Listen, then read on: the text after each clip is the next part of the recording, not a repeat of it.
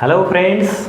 तर आज आपण 10वीच्या वर्गातील नंबर 2ची पोयम ज्याचं नाव आहे बास्केट फुल ऑफ मूनलाईट याचा मराठी अर्थ पाहू. ओके. तर शॉर्टकटमध्ये जर भावार्थ सांगायचा झाला तर एक लहान मुलगा आहे ज्याला त्याच्या वडिलाशी भेटायचं आहे. त्याचे वडील कुठेतरी दूर शहरात काम करतात, उशिरा घरी येतात. का तर रस्त्यावर अंधार आहे त्यामुळे त्यांना यायला उशीर होतो. जर रस्त्यावर उजेड असता तर काय झालं असतं, वडील लवकर घरी आले असते, हा त्यांना भेटला असता, गप्पा गोष्टी झाल्या असत्या. प्रत्येकाला जीवनात वाटते की वडिलांसोबत गप्पा गोष्टी कराव्या. तसंच कवितेतील लहान मुलाला सुद्धा तेच वाटत आहे. ठीक आहे. मग आता कवितेचं नाव आहे बास्केट फुल ऑफ मूनलाईट आणि कवींचं नाव आहे सुनील शर्मा. तर कवींनी लहान मुलाचं सहाय्य घेऊन एक कविता लिहिली आहे त्यांच्या वडिलांसाठी. ठीक आहे. तर काय आहे कविता पाहू आपण. तर बास्केट फुल म्हणजे एखादी थैली आणि मूनलाईट म्हणजे चंद्रप्रकाश. तर चंद्रप्रकाशाची एक थैली. ठीक आहे, असं काहीतरी आपण म्हणू शकतो. तर पहा, इमॅजिनरी किंवा काल्पनिक अशी ही कविता आहे. पहिला स्टांजा पहा, ओ मून. तर हे चंद्रा, लहान मुलांनी चंद्राला काहीतरी म्हटलेलं आहे. काय तर गिव मी मूनलाईट, तर मला चंद्रप्रकाश दे. Basket full or 2 baskets full, एक थैली भरून दे किंवा 2 थैल्या भरून दे.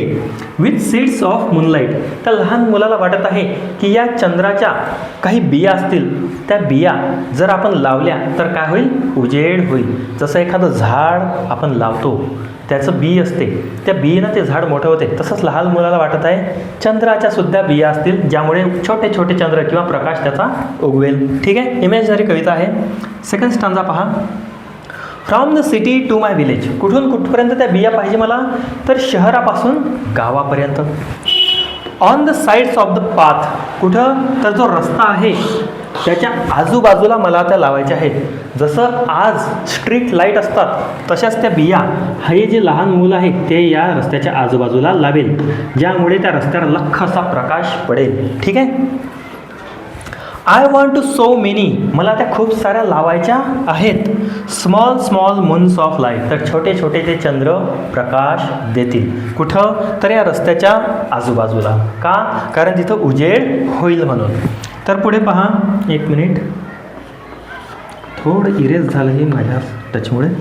The whole village goes to the city, पूर्ण गाव जे आहे ते काम करण्यासाठी शहरात जाते. आपल्यासुद्धा गावामध्ये जर तुम्ही पाहिलं किंवा तुम्ही जर शहरात असाल तर गावाकडून खूप लोक काम करण्यासाठी शहरात येतात.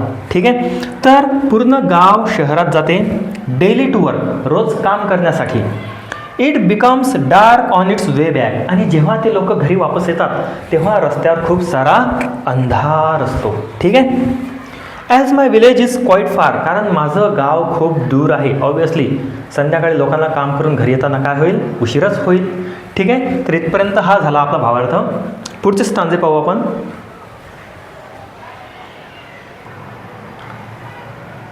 तर नेक्स्ट स्टांजा पहा,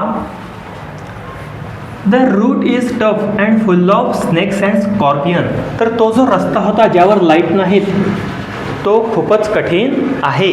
त्यावर खूप सारे साप आणि विंचूसुद्धा येतात जातात. नायदर बस नॉर कार फ्लाईज, तर कोणतीही बस त्या रस्त्याने ये जा करत नाही किंवा कोणतेही रेग्युलर वाहनसुद्धा ये जा करत नाही. म्हणजे काय होऊन राहिलं, मग त्यांचे वडील पायी येऊन राहिले त्यामुळे जास्तच उशीर होतोय. When my father returns home I am asleep, मग जेव्हा त्या लहान मुलाचे वडील घरी येतात तो लहान मुलगा झोपलेला असतो. ठीक आहे. एक मिनिट, पुढे पहा. And he goes back early in the morning while I am asleeping. तर पहा, जेव्हा त्या लेकराचे किंवा त्या लहान मुलाचे वडील परत सकाळी लवकर कामावर जातात तेव्हासुद्धा तो लहान मुलगा झोपलेलाच असतो. म्हणजे त्या लहान मुलाला त्याचे वडील दिसतच नाहीत असं म्हटलं तरी चालते. कारण रस्ता दूर आहे शहराच्या, गाडी येणं जाणं करत नाही, म्हणजे पायी जाणं आहे सकाळी लवकर, रात्री उशिरा येणंसुद्धा आहे. पुढचा स्टांजा पहा, ओ मून. तर हे चंद्रा, give me a basket full of moonlight on loan. Okay, एक मिनिट. तर मला व्याजानं किंवा कर्जानं तू काय कर, त्या चंद्राच्या प्रकाशाच्या बिया दे. ठीक आहे.